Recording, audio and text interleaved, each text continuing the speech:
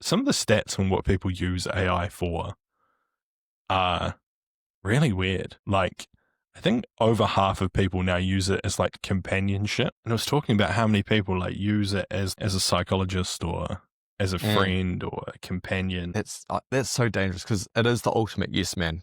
And that's one of the most frustrating things about it, is because if you do want someone to like fact check you or just like kind of play that like the devil's advocate or even red team some of the things you're thinking about, it's just kind of like, it's really hard to get it to play that game. It's got a little bit better, but it used to be a serial glazer. Like, it used to just be like, that is the best idea I've ever heard of. The Jevons Paradox. I thought it was pretty interesting. What's it called? Did make me think about, it's called Jevons Paradox. Jevon. Yeah, Jevons. Jevons. Can you give us a soldier's 5 on it? It's essentially that the more things become efficient, instead of it like, it has the opposite effect of what you think it would do. So instead of like efficiency leading to things not happening as much, or like jobs becoming more redundant, jobs become more plentiful because they're worth more, I guess you would call it. So radiology was the example used in the reel that I tagged you in, where it's like 5 years ago, they predicted that radiologists would be just pointless because LLMs were so good at doing their jobs. But the adverse has happened where they now need way more radiologists because radiology has become way more important because it's so much more efficient, if that makes sense. Yeah, okay. Jevons Paradox. Yeah. It's pretty interesting. Up on the screen. Yeah. Yeah. And so I guess it made me think about it from Intel's, like the way AI is like affecting intelligence. Yeah. So as things become more efficient, it doesn't necessarily mean things like people lose jobs will become and things get more easier. Yeah. Because you can like, do more, right? Yeah, exactly. Yeah. And like the way I see it, because it's like, it kind of goes hand in hand with like the growth of corporate intelligence of like, as collection becomes less focused on like high-end classified reporting and becomes more like OSINT based, you've seen like the boost in corporate intelligence because it's actually accessible to like a corporate market. And I just see AI like kind of giving that a bit more of a boost, if that makes sense. Yeah, absolutely. Because at the end of the day, what it does, at the moment at least, it speeds up a lot of the grunt work for an analyst, especially when you're doing the heavy lifting around data, the collection, data triage, prior to getting to the analysis part, which is still very much in the realm of the human analyst. So to speed up that whole part prior to actually getting into the information, it just makes an analyst's job better. You can actually do more. Doesn't mean you're going to get replaced. Yeah. No, and I think it'll lead to more businesses wanting to invest in intelligence because they can get more for their buck, right? If you can have like 1 or 2 analysts in your company and they're providing huge value in your decision making, that's way better than either outsourcing it to like a third party provider at significant cost or like needing a massive team to do the job. Like, it just becomes much more palatable, especially in the corporate world where Intel is seen as like a cost burden, essentially, not really it doesn't make them money. So they don't see it as like, it's not like marketing or sales where like there's clear outcomes from like Intel, even though there is like, there's reporting and there's helping decisions being made. That's not what helps them make money. It's more seen as like an expense. So yeah. How are corporations using Intel? So there's two today. Outside of like due diligence kind of stuff. So there's 2 kind of streams to how a business uses Intel. There's the security aspect, which is like kind of what we already know and very heavily focused on like either travel security, physical security, or geopolitical risk. They're kind of like the realms of that. Even actually, I think geopolitical risk would even be like its own sector off that. So you have like the security team, and let's talk about like large banks, right? You're talking like JP Morgan-esque size. They'll have their like security and crisis management cell, and they're focused solely on travel and physical security. So they're doing just pretty standard like open source intelligence collection focused on threats against either like named towards the company. So like, are people on social media directing threats to the company? This could be from like issue motivated groups or disaffected persons, things like that, your pretty classic threats. And then travel security. So like there's a pretty strong burden of like, I don't know, proof isn't the right word, but like a company has to look after a person if they've sent them somewhere. Like you're responsible for their safety. Yeah. So if you've sent like a traveler to the Philippines, let's say, and something happens there, there's actually a really good case study for this exact situation. And something happens there, you can be held liable for their safety and security if you didn't provide them with enough information going into it. So a case like, I think it's like 10, 15 years ago, business traveler from an American company goes to the Philippines, gets kidnapped for ransom. The company messes the kidnappers around. They cut his fingers off. They sent them to his family. They obviously then shit the bed and paid the ransom because, he's losing digits. So he then got released. And once he got back to the US, he sued the company for negligence. And I think the company ended up going under. But he got paid a lot because they were like negligent in the lead up to it. So they provided him with like no awareness of the risks he was going to be facing in the country. And then they were negligent when it started happening. Fuck. So that's like that's a more traditional way that a corporation would use intel. Yeah.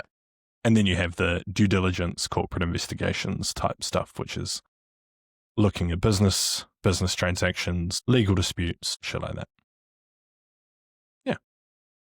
Going back to that paradox and AI and the use of intelligence, how are you using AI day to day? I use it for what you do. Shitloads. Yeah. So a lot of like refining information. So like I'm not a lawyer, so I don't understand a large legal document. So I'll just feed it straight into an LLM and just be like, summarize this legal document for me in 2 paragraphs, let's say. And it will spit out a simplified summary of what the legal case means. And then I can put that straight into the report so that the reader also doesn't have to wade through pages and pages of legal documents. And then you just put the source down as the legal document. If they want to go read it, cool. That's the key, like the main one that I'm using it for. I'm trying to use it a bit for collection. So there's a AI company called Perplexity, and it's a much more like research focused AI model. And I'm like double checking searches using it. So like putting in similar searches that I'm doing through like Google Dorking for adverse media to see what happens. And it's coming out with similar results. I haven't seen anything crazy, but I definitely wouldn't be putting all my faith in it yet. There are some like extremely impressive like AI software providers that provide like research software now, but it's not cheap. It's like the cost of an analyst, basically. Like that's essentially how a company views it. It's like one person with that is the same as 2 people, basically. Yeah. But I think as their costs come down, it could become more viable. But yeah, it's mostly like I see it as if I'm putting stuff into it, I can get good stuff out of it as long as I'm not asking it to make stuff up, or like that's when I start to see errors and like, when it starts to imagine things or stray off the garden path a bit. Hallucinate. But no, I think it's great. Yeah. for both like my day-to-day job and HM. Like it's Right. it's an absolute savior, Yeah. I think. How do you use it Are with you HM? just same summarizing articles? So like Yeah. I'll put in like 3 or 4 different news articles on the same topic and get it to summarize it, and then it'll get all those articles and smash them all together and give you a bit more of a rounded kind of conversation about what happened rather than the bias that one newspaper might give you. Yeah. Yeah, absolutely. I'm the same. So quite open about, especially on the social media front, I'm quite open about the use of AI and using it to write some of the content and all that kind of thing. And it's a no-brainer. And you and I both know there are people out there that get up in arms about it and have called us out.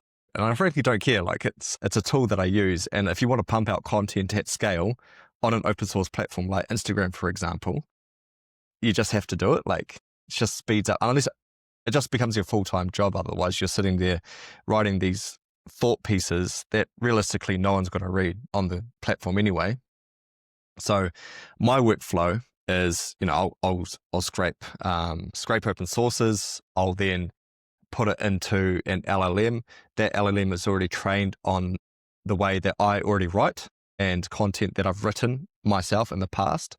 So it knows exactly the tone and voice and exactly what I need to write. And much like yourself, I'll give it a bunch of different sources to summarize and then spit out its output. And now the key thing that I want to say here is that I don't just put stuff into it. I actually give it the points that I want to make as well, especially when it comes to making some sort of like first line assessment. I'll be like, this is what I'm trying to say. You just write it for me. And then it does it and I'm happy.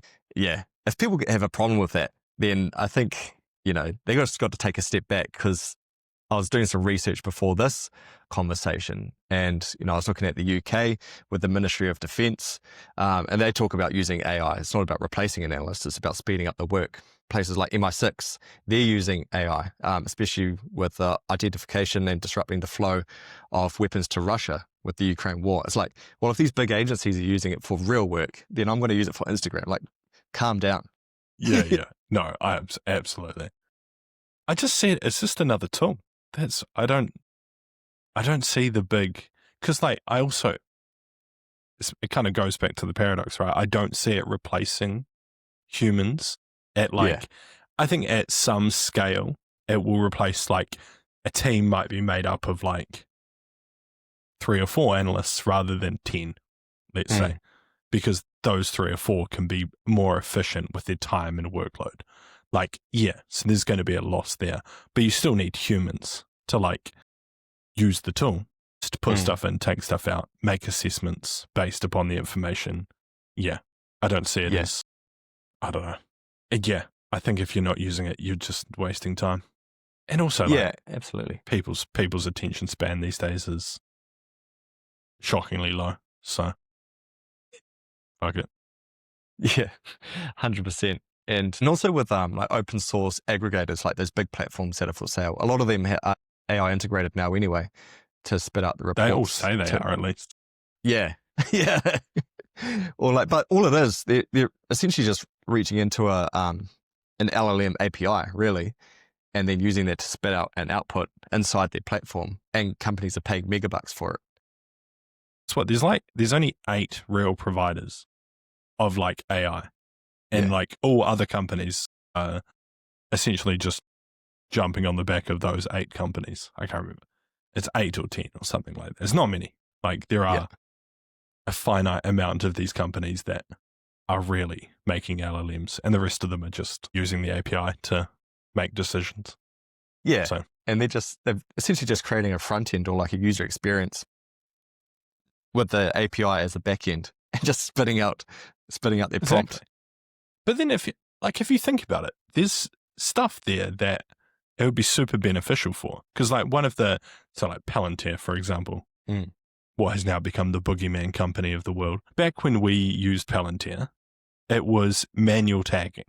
Yeah. We had to go in and manually tag every report for all of our link diagrams, all of the, and like I remember spending hours in the skiff just tagging up documents, and And if you can get some kind of AI that could tag documents for you, mate, your ability to make, like, understand situations would be so much more enhanced. Like, it's going to make mistakes and it needs to be double checked for, like, sure, especially if you're putting it into some workflows that have more serious results. But, like, there's some manual work there that could be, like, enhanced to disgusting levels. Same with, like, Babel Street or Data Miner, these companies that are essentially, like, aggregating social media content. Like, they all now say they use AI. Yeah. And that's all they've just enhanced their ability to scrape the internet with AI. So, I don't know. And they don't have their own LLMs. They're just using someone's. So because do you know how Palantir's using AI these days? I don't have a clue because I haven't used for a while. Palantir since I left the military. Yeah. They use it for a lot. I mean, they are, if you want the boogeyman side of the story, they're involved in a project that's working towards, like, AI kill chain style stuff that still has, like, human decision makers, as using AI for network analysis to identify high priority targets and then recommends them for an action, which is, I think it's like Project Leviathan or something. It's got a horrific name as well. Like, the brand, like, the branding's as bad as it sounds. But it was Gotham when we were using Palantir. Palantir Gotham, like, that was the platform we were using, but now it's probably they've got all sorts of cool names. But I would have loved to have some sort of integration where we were using that kind of platform. And something that I was thinking about lately is, and I don't know if they're doing that, and I'd assume they might be. As you work on a topic or a problem set, you essentially build a case file, right? Like you did in the platform. You had your project or whatever it was called, and then it constantly researches and learns off the things you're tagging, of the reports you're tagging, and then starts, like, looking for trends inside it. Yeah. And, like, builds out in a book.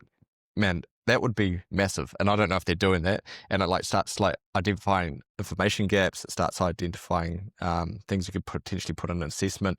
Yeah, be wicked. So there's a company called Zapier who do this for due diligence, right? And it's like, you give it, say, a company name and, like, some more identifying features. So it could be like Company X, located in Australia. They work in the mining industry, and this guy's a director, right? And this AI will go out and it'll look for everything that fits that criteria. And then it'll come back to you and you'll either confirm or deny facts.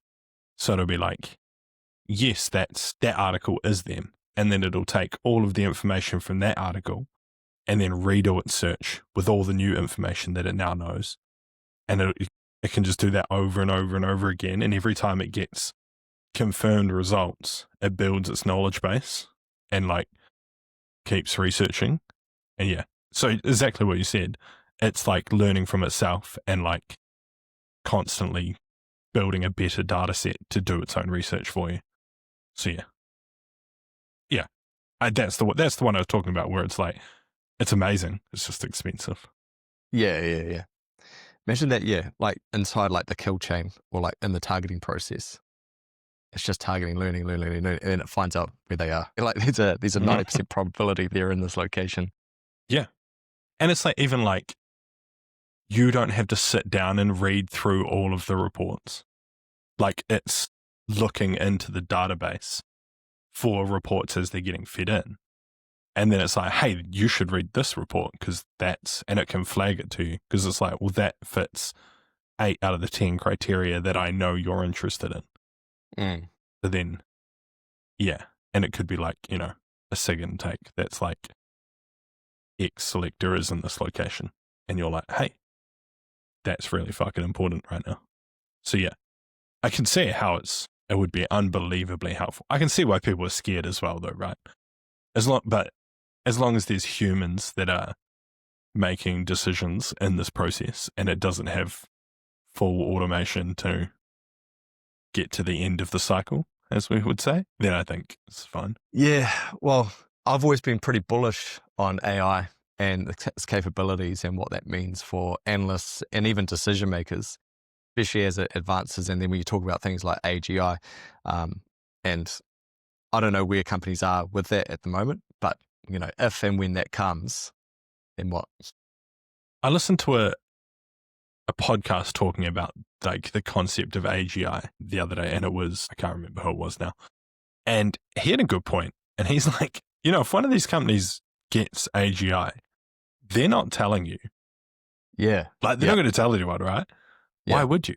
You have the wonder weapon. Like, you have the thing that's everyone's been, you're just going to keep it to yourself. You can recreate every company on earth. Yeah. Like, you can just do whatever you want. Why would you tell people? Yeah. Just keep it to yourself.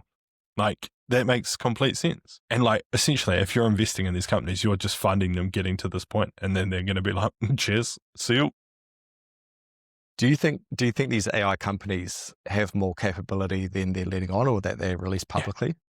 Yeah, like behind the scenes, they've got some like crazy shit going on, and it's just like, oh man. But it's the issues that I think come with it, right? Because if you're going to release an AI publicly, then it has to be stress tested, red teamed. It has to be at a certain level of like safety that, because people are going to try fuck with it and like try get it to do horrible stuff. It's trying to get it to like help you with scamming, help you with committing crime. Like, so you need to be pretty confident, or even like the other side of it where it's like encouraging people to take their own lives. Like, if you're OpenAI, you have to be pretty confident that you're going public with a pretty robust tool. And like, so if you don't need to worry about that, it's going to be way more capable, of course, but it's also going to be way more risky. So you don't want just any Joe to get involved with it, because the outcomes could be, isn't like some of the stats on what people use AI for are really weird. Like, I think over half of people now use it as like companionship. Yeah. Have a check. I can't remember where I read it. And I was talking about how many people like use it as like essentially to like as a psychologist or as a friend or a companion. That's so dangerous, because it is the ultimate yes man. And that's one of the most frustrating things about it, is because if you do want someone to like fact check you or just like kind of play that like the devil's advocate or even red team some of the things you're thinking about, it's just kind of like, it's really hard to get it to play that game. It's got a little bit better, but it used to be a serial glazer. Like, it used to just be like, that is the best idea I've ever heard of. Yeah. Well, like, since you mentioned it. Yeah. Yeah. Yeah. And then you're like, you're wrong. And it's like, yeah, sorry, I am. Yeah. Yeah. So it is frustrating like that, because I thought day to day for me, when I'm not using it for anything work related, it's just a search engine, really. Yeah. Like a pretty good search engine. That's what I like to use it for. Yeah. Because you can just ask it random questions and it'll give you a pretty reasonable answer. Yeah. Yeah. Usually with a source as well, which is good. Yeah. And I think they're like looking into like shopping. So like it'll like recommend items or products. Because their big issue now is they're not making any money. Like, that's OpenAI's new problem, is you're not profitable. So have you seen this weird investment cycle that they've done? So OpenAI has promised Oracle $100 billion. Oracle's promised NVIDIA $100 billion, and NVIDIA has promised OpenAI $100 billion. So it's just like, okay, we're just everyone promise each other money. Yeah. And that's why they're talking about like the US economy is a massive bubble, and yeah. And I mean, when you look at like, it's like 50% of the US share market is all in 7 companies, and like 3 of them are in AI, or 4 of them are in AI. Like, yeah, it's pretty risky. Yeah, it's crazy. So, we talked about Palantir and AI in that aspect, and it would be really, really beneficial for like the tactical level kind of intelligence work, right? So looking for the tangibles and providing recommendations on those and all that kind of thing. But where do you think it sits at the strategic level? So when you're looking at those that geopolitical analysis and politics and economies and leaders, how does that work? I think when it's dealing with humans, I think it's going to be less effective. I said this, I was talking to another, I forget his name, Ryan, I think it is, on another podcast. I was talking about how Trump is unpredictable because you never know what he's going to do, basically. Stuff like that, I think, is always going to have an effect because it's hard for humans to anticipate humans, let alone, like they'll apply statistics, presumably. Like, what is the most probable thing for X person to do? But that doesn't take into account how they're feeling that day, or if they feel wronged by a country or a person in the past, or stuff like that. So I think there's going to be definite challenges. But I mean, going back to what we're saying, like doing the grunt work of writing these reports is still going to be beneficial. Like it can still gather you up like the 20 best sources on a government or a topic. Yeah. So this is on the screen for those that are watching the podcast. This is an AI generated report that I have each day in our Discord channel, and it just gets pumped out. And so this whole thing is generated by AI, and I'm very open about that. So people don't assume that we've got people writing these, but to structure a report like this, it goes through the whole cycle, right? It goes through, I've given it the direction, it's gone through, it's collected all the information, it's then gone through, processed it, and then done some sort of analysis based on what I've given it, looking at that first line piece, and then spit out a report. This is kind of the example of where we're at in terms of, generating a pretty decent situation update sort of thing. Do you feed it, like give it anything for the assessment, or is it self-assessing that? So I've tried to give it, like how to do SATs, for example, right? Give it PDFs on this is how you do X, Y, Z, giving it lessons on inductive versus deductive logic and how to think. But obviously it's not a thinking model, so it's actually pretty limited. But it's essentially, my friend explained it to me as it is just using the next most likely word. Yeah. That's how it works. Yeah. So, and with the assessments, I mean, they're very just high level, almost like no shit sort of things. Okay. But that makes it's sense. Still something. Yeah, it's still something. And I mean, I've seen worse in real life. So yeah. Like, cheers for that, mate. I hope they didn't take you a week. Yeah. But the reason why I share this is just because that's generated in about 30 seconds to a minute, going through the whole. It's like, even if that was where you're starting from, if you're like an Intel analyst that is about to write a report on that topic, right? And you can get a program to give you that straight away. Like you're so much further ahead than we would have been in the same situation without an AI model. Because we would have had to go read all of these reports, figure out all of this stuff, and then you're 2 or 3 hours into this project or your day, essentially, where it's like this would just spit that out and you're just reading key points. You're like, okay, that's a great base level, and let's build upon that and write a more it's just focused for whatever the decision maker is actually needing to make a decision on for that particular report. Yeah, that's really key. So, I wish I had that back when I was doing this sort of stuff, and using this example, this would be a great start point. Get that. If you have the sources linked to some of the information, you can fact check it, and then just build upon it if you need to. Yeah. But as a start point, it's brilliant in my point of view. Yeah, you're so much further ahead. It's just straight oh, cool, done, thanks. Yeah. Yeah. Not having to source your own shit. Yeah. I wonder if defense are using AI, like day to day, like the analysts. The US is. Okay. They openly talk about it. Yeah. I don't know what New Zealand's up to, but Yeah. No, I'm interested to find out. I would hope so. I would hope, I worry, but I hope so. Yeah. Yeah. And like, it's good. There's like corporate subscriptions. Like defense is going to be different because they have classifications and there's other things to worry about. But like a corporate company can buy a special level of membership and then OpenAI won't take your information and use it to train their models again. So, I mean, this still comes down to a level of trust, but people are trusting software companies for like all kinds of SaaS products, right? You've just got to have good contracts and hope they don't steal your shit. Yeah. And I mean, man, you feed your data into Meta. Well, you know, most people like every day. Yeah. If someone's going to screw you over, they're going to screw you over. Yeah. 100%. What more does it matter? Yeah. Are you using any automated workflows? Like in Automate?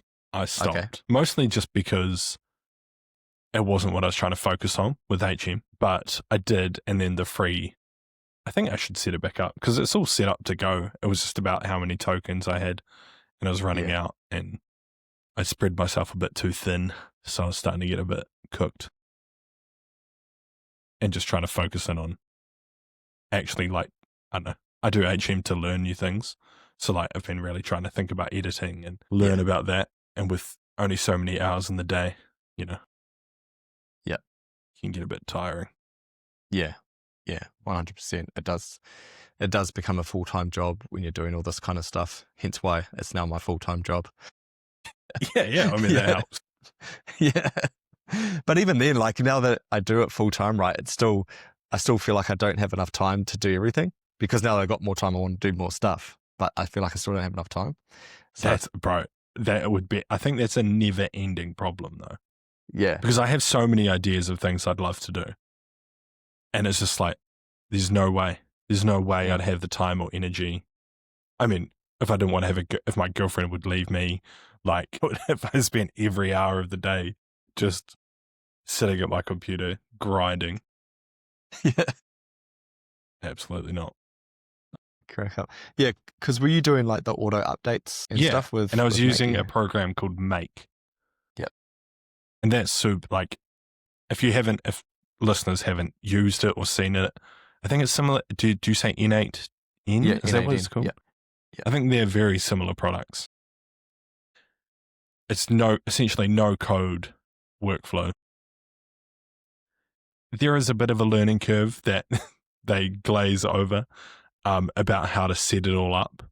But once you figure it out, I couldn't figure it out very well. A friend of mine who's an AI programmer like got on a Discord call with me and like explained it to me in extremely basic terms, how it all works. And yeah, we did some cool stuff with it. And yeah, I think even like ended up coding a Google Doc like search automation thing. So like on my website, I can just put in a company name and hit like look for adverse media and it'll like make a Google prompt.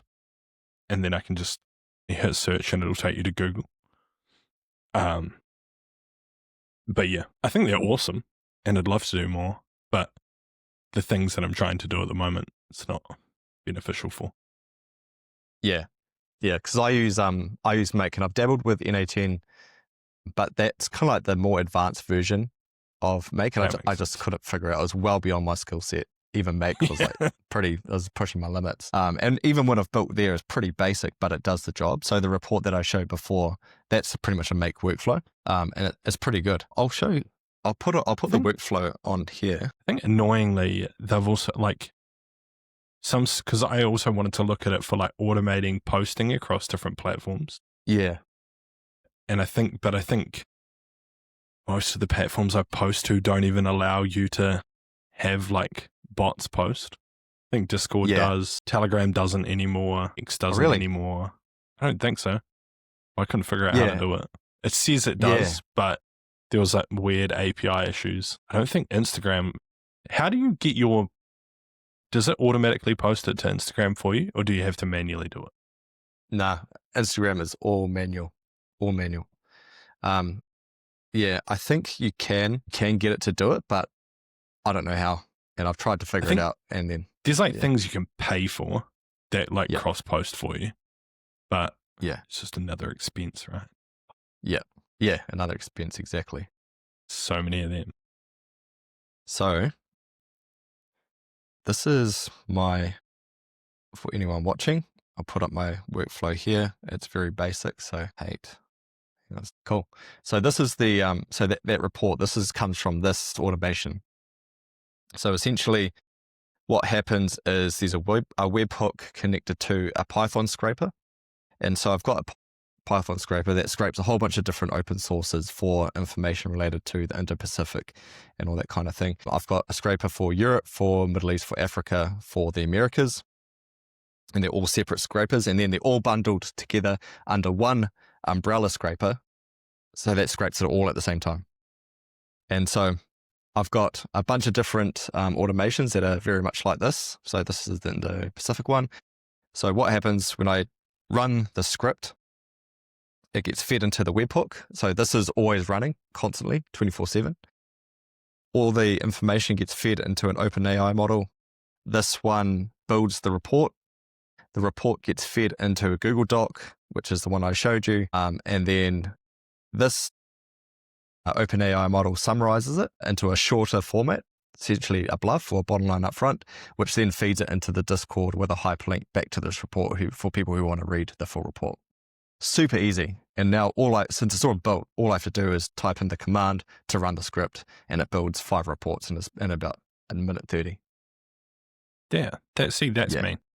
Yeah. And it's so simple. And I don't have a coding background. I don't have a tech or AI background. It's just, if I can do this, then anyone can, Yeah.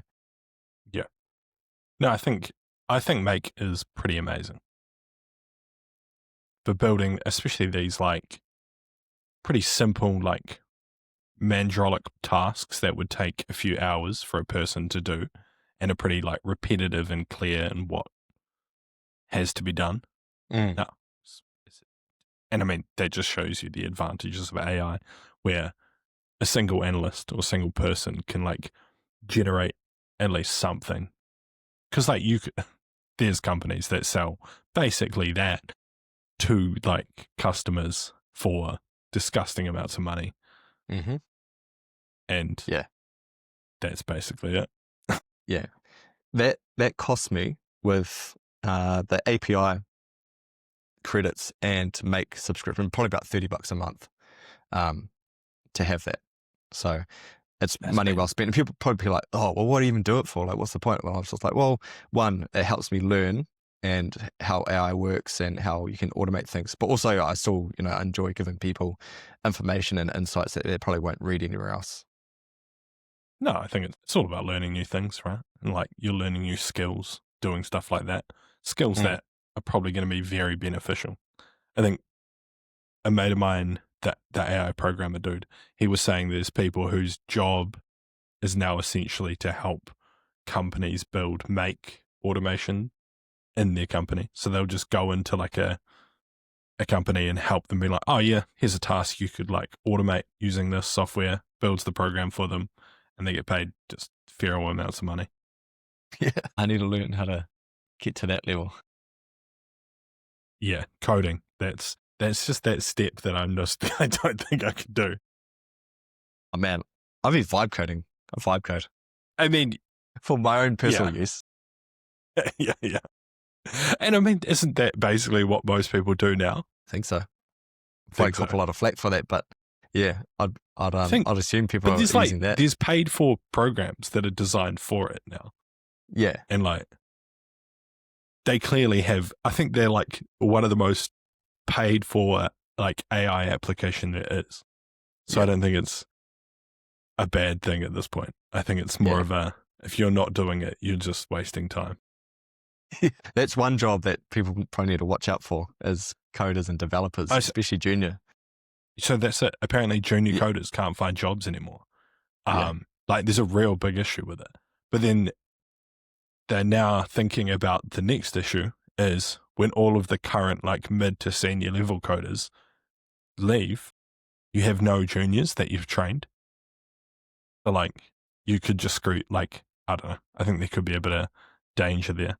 If you want to see another crazy AI website, a website called Lovable, you can just vibe code whole websites. in seconds.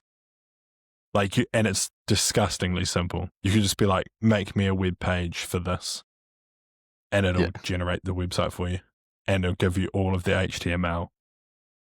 It's wild. Have you used it? No, I just saw it in a video, and I was like, that's just feral. Easy. Yeah, it's crazy Weird what it name, can do these days. But yeah. Let's see if I can create one. Yeah, mate. Yeah, and there's ones that can make apps as well. Yeah. I don't know. When I saw the video of that Lovable one, I was like, if you just spent like the last 4 years learning how to be a website developer, you'd just be like, me. Create a web page for an open source intelligence scraper. So put in the prompt. This is Lovable, by the way, for those that are watching, and we'll see what it can do. So what it's doing now is essentially building the landing page, hero sections.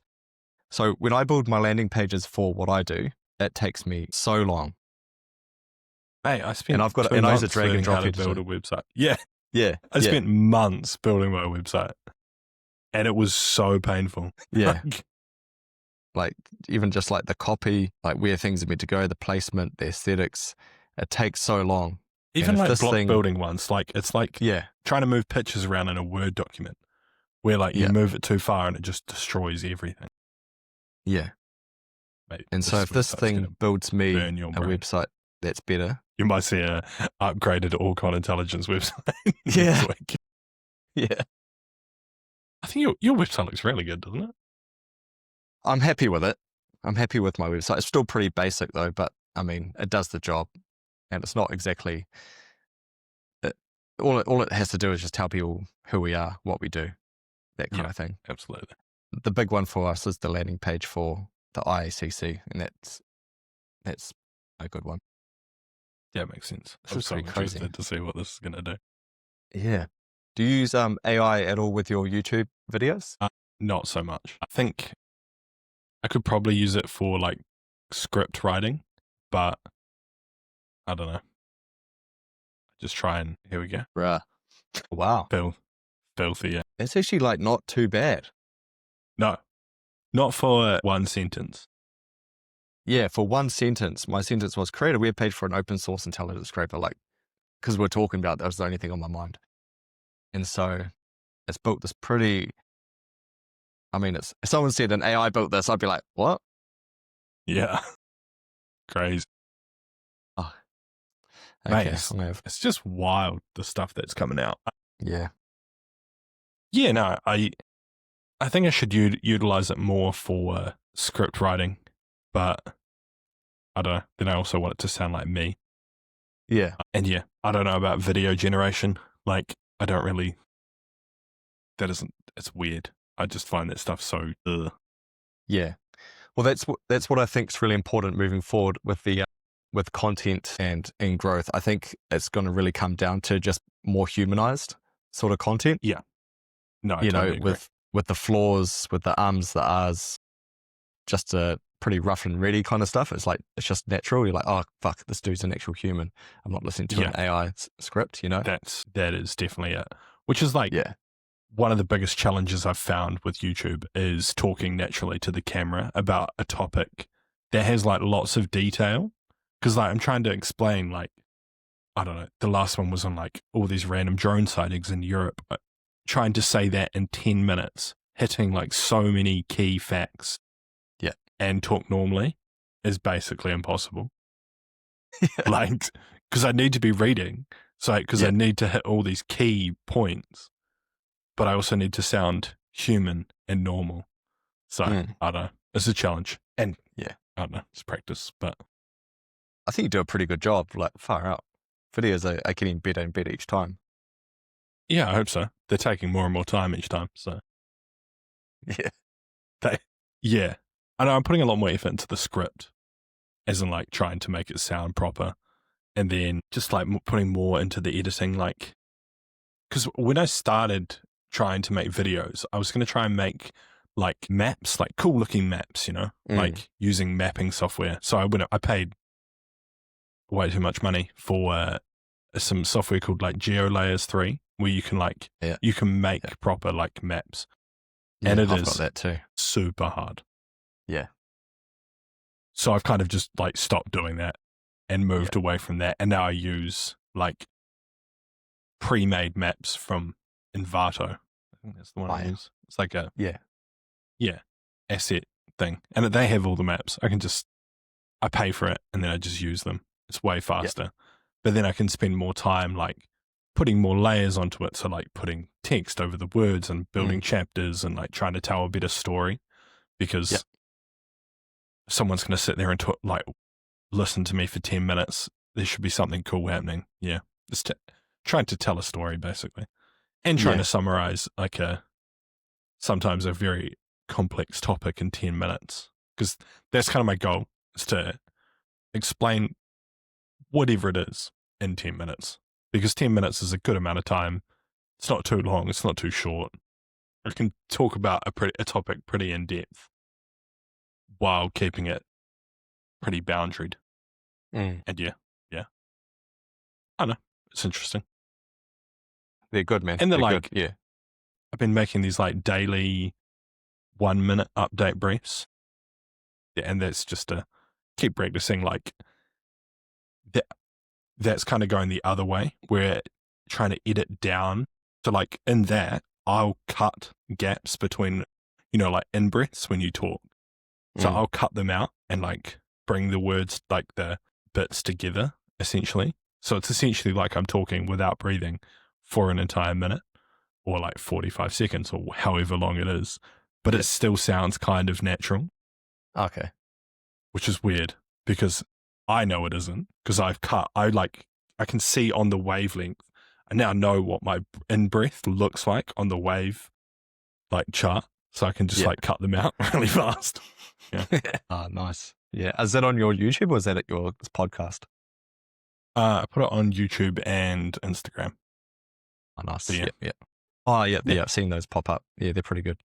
Yeah, I got the 1 minute timer that goes away. That took me way too long to figure out how to do. Man, yeah. I know the thing about geolayers. With geolayers, when I was due, I think I made 2 videos and I gave up because I was like, this is taking way too long. I upgraded my PC because my PC couldn't handle it. That's why I bought like a hard up MacBook Pro for that one thing. And then I didn't do it. It's like, oh, fuck. Yeah. No, I think we both have the same, like, that's a cool concept. And like, I've watched so many videos on how to do it. And I can sit there and do it step by step how he's doing it. And it will never look as cool as he's done it. Yeah. Like, it looks too jittery, or like it doesn't look smooth, or. Yeah. Really impressive work. You can see why they get, like, the people who are uber good at it, why they just get hired to do it for other people. Yeah. Like, I think the guy, I'm going to shout him out. It's like, this thing is called Boone Loves Maps. Yeah, that's who I was watching too. Yeah. He makes them for like Johnny Harris and people like that.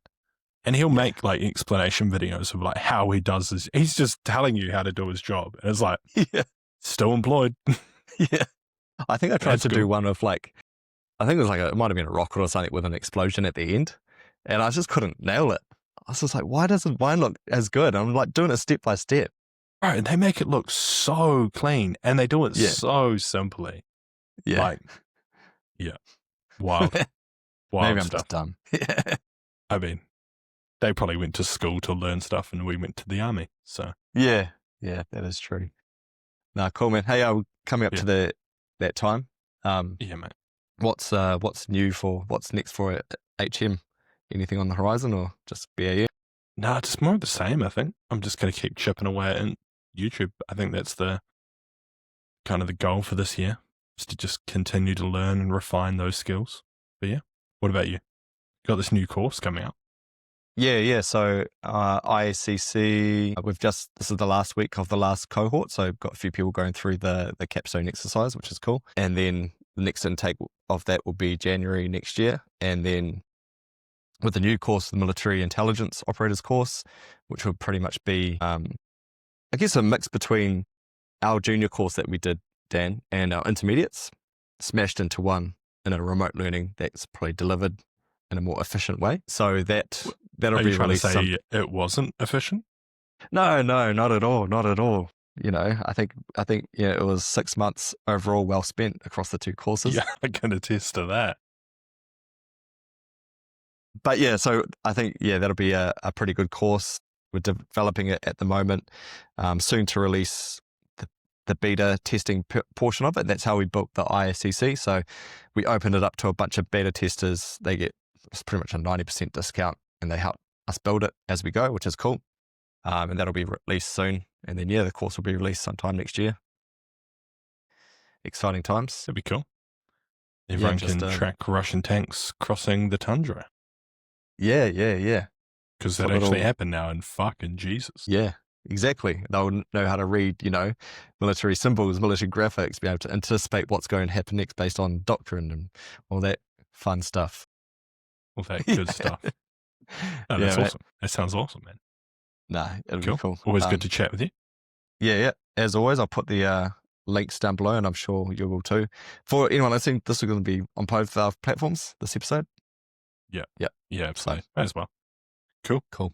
Cheers, mate. All good, mate. I'll see you later. No worries. Good to chat.